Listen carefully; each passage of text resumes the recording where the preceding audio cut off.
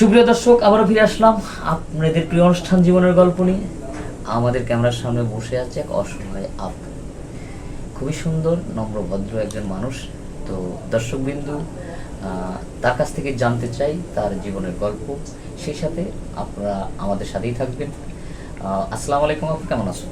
ওয়ালাইকুম আসসালাম, ভালো আছি। আপনি কেমন আছেন? আলহামদুলিল্লাহ ভালো আছি। তো গত একটা ভিডিও আপনার আমরা করছি, তো আপনি কি কোনো সাড়া পেয়েছেন? না। কোনো সাড়া পাননি? এখনো আপনার মনের মানুষ জোটেনি, তাই না? হ্যাঁ। আচ্ছা, তারপরে আবারও আপনার নামটা একটু জানতে চাই, কারণ অনেকেই নতুন নতুন দর্শক থাকে, আপনার নাম জানার জন্য অপেক্ষায় থাকবে। প্রথম হচ্ছে আপনার নাম, আপনার ঠিকানা, মানে আপনার জন্মস্থান, আপনার পরিবারে কে কে আছে একটু বলেন দর্শকবৃন্দদের কাছে। আমার নাম হয়েছে সানজিদা,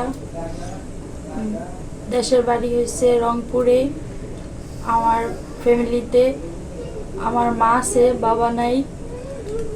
আমার একটা ছোট বোন আছে, ভাই নেই। তো আপনি তো এখানে আসছেন মূলত যেহেতু আপনার বাবা নাই, খুবই দারিদ্রতার মাঝে বড় হয়েছেন, তো একজন ভালো মনের মানুষ মানে চাচ্ছেন। হ্যাঁ। তো আপনি মনে করেন আপনার আশাটা পূরণ হলো। আচ্ছা, তারপরেও একটা প্রশ্ন কিন্তু থেকে যায়, সেটা হচ্ছে আপনি যৌথ ফ্যামিলি চান না সিঙ্গেল ফ্যামিলি আপনার কাছে প্রিয়, মানে কোনটা ভালো লাগে? Single family. Single family. Single family মানে শ্বশুর শাশুড়ি থাকবে না, শুধু স্বামী আর আপনি থাকবেন, এটা আপনার ভালো লাগে? না।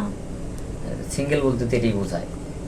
আর যৌথ বোঝে যে একটা পরিবারে সবাই থাকবে, শ্বশুর শাশুড়ি থাকবে, ননদ ননদি থাকবে, হ্যাঁ, দেবর থাকবে, এরকম একটা ফ্যামিলি যদি হয়তো বড় পরিবার যাকে বলে যদি হয়, তো সেক্ষেত্রে কি আপনি তাকে বিয়ে করবেন?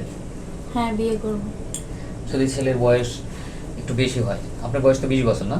হ্যাঁ। 20 বছর, আপনি তো এসসি পাস করছেন না? হ্যাঁ। এখন ছেলের বয়স হয়তো 35 থেকে 40 হলো, কিন্তু তার আপনাকে চালানোর মতো সামর্থ্য আছে, টাকা পয়সা আছে, তো সেক্ষেত্রে বয়স একটু বেশি, তো আপনি কি তাকে বিয়ে করবেন? হ্যাঁ, আমি বিয়ে করব। বিয়ে করবেন না? তো আপনার এই ভিডিওটা আমরা পাবলিক করব, পাবলিক করার পর অনেকে কিন্তু আপনাকে চাইবে, তো সেক্ষেত্রে তো আপনার সাথে যোগাযোগ করার জন্য একটা নম্বর দরকার। সেই ফোন নম্বর কি আপনার আছে? না, আমার ফোন নাই। ফোন নাই? ফোন নাই কেন নাই? এখন তো আসলে ফোন নাই এই কথাটা তো বিষয়, সবারই তো ফোন আছে, কিন্তু আপনার নাই কেন? ভাইয়া, আমরা হয়েছি গরিব ঘরের মানুষ, ঠিক আছে? ফোন কেমনে চালাবো?